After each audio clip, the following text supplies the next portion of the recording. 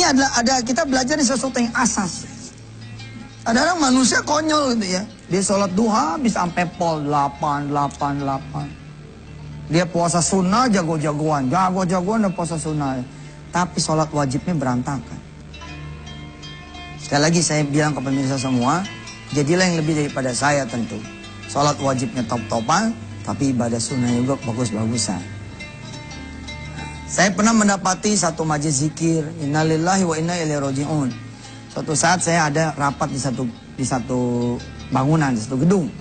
Ya, rapat dimulai jam 8 pagi. Sampai jam 11.15. Kenapa rapatnya sampai 11.15? Karena semua karyawati harus wudhu. Jarak antara ruang rapat pemirsa sama tempat wudhu, gitu ya. Ini kira-kira seperempat jam lah buat mereka turun apa segala macam, lalu ada yang makan segala macam, sehingga asumsinya 11.45 mereka bergerak ke masjid.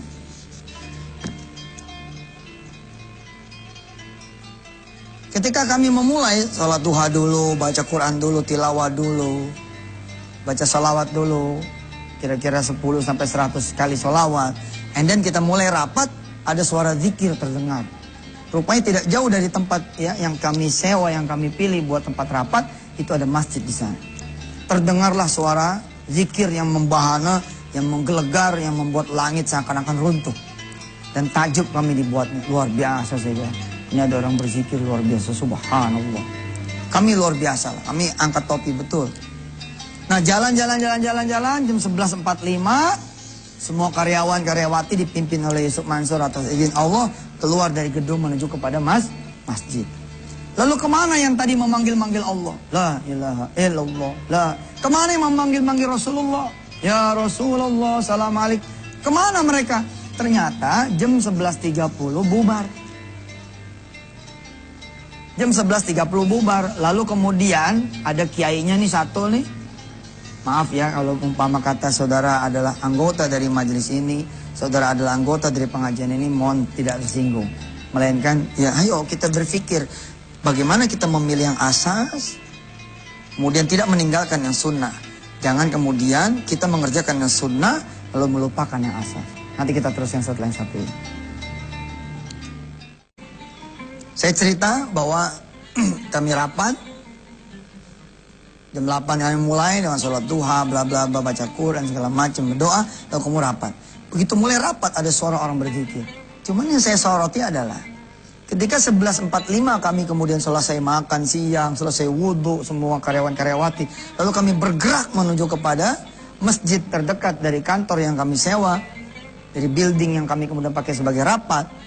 Rupanya kami baru sadar kalau nggak ada suara lagi. Suara yang tadi zikir kemana? Rupanya Pak, ini di depan motor, mobil sudah pada posisi on. Ini 11.30 nih. Selesai rupanya 11.30. Saya tahunya dari mana? Kan saya turun 11.45. Kira-kira saya nyampe di masjid ini 11.50. Kan saya tanya, loh, pada kemana nih orang-orang? Pada pulang, saya tanya, mau kemana? Udah selesai tak? Udah selesai pengajian nih? Udah. Udah selesai zikirnya? Udah. Saya bilang tuh sama teman-teman Mas Hani, sama Jamil apa yang ada di belakang saya. Wah, kok kenapa nggak ditahan ya dia sholat zuhur berjamaah gitu. Dah, sampai sana ada pemandangan menarik. Begitu di pintu masjid, kiainya keluar. Wedai, Ustaz Tipe nih, dah. Ustaz Tipe nih, emang? Iya, saya Ustaz Tipe. Bukan Pak, bukan Ustaz, bukan Kiai. Saya Ustaz Yusuf Mansur, bukan Ustaz Tipe. Ustaz, pelokan. Terus saya tanya, Ustaz mau kemana? Ini ada jadwal lain. Tanya ini, itu muadzin udah siap-siap. Ini ngejar waktu. Coba, ngejar waktu, bukan ngejar Allah, ngejar waktu. Ini dia. Dari mulai jam 8 sampai 11.30 yang asas bukan. Bukan asas tuh. Ya perkara yang dikerjain sama nggak dikerjain juga, insya Allah lah gitu. Bukan berarti saya tidak mendukung, tapi jadi umat Islam harus pinter. Maka saya sering bilang kan, ayo saya ajarin zikir nih, supaya pada top, pada beres, utang pada lunas. Nih, Tapi saya sering mengingatkan, bacalah zikir ini setelah saudara membaca wirid yang diperintahkan oleh Rasulullah. Kira-kira begitu. Jangan sampai zikir dari ibu aneh, ya Fattah ya Razzaq, kemudian dijalani, ya muhawwil al-ahwali hawil ahwalana ila ahsanil hal. Wahai yang maha mengubah keadaan, wahai yang maha kemudian mengubah nasib, ubahlah nasib kami, keadaan kami, peruntukan kami, peruntungan kami, Allah. Karena di sisimu segala. Tapi saudara habis sholat langsung itu. Jangan. Rasulullah memerintahkan apa? Nih, ada istighfar. Ada la ilaha illallah wahdahu la syarika. Dan seterusnya. Ada subhanallah 33 kali. Atau 11 kali. Atau 10 kali. Itu dia maksudnya. Kerjain dulu yang asas. Sebelum Allah bicara tentang tahajud. Apa yang Allah katakan di dalam suratul Isra? Aqimis sholata liduluki syamsi ila ghasaqil laili wa qur'anal fajr. Inna qur'anal fajri kana mashhuda.